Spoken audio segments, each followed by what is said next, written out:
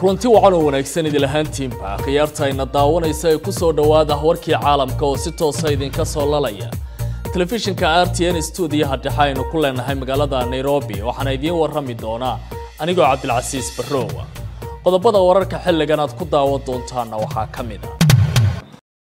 maxkamadda ciidamada qalabka sida ayaa maanta waxay xukun ku riday mid kamid ah askarta ciidamada dawladda oo hore uga eedeysnaa inuu dilay wada mooto bajaaj isla markaana uu dhaawacay mid kamid ah dadka lacagaha sarifa magaalada Muqdisho ee caasimadda Soomaaliya agaasimihii dhinaca fulinta ee shirkadda diyaaradaha Kenya Airways ayaa maanta iska casilay xilkii uu hayay sababa uu ku sheegay shakhsi sanadkii 2017 ayaa xilkaasi loo magacaabay xilli diyaaraddu ay la dhacaysay dhibaatooyin dhinaca dhaqaalaha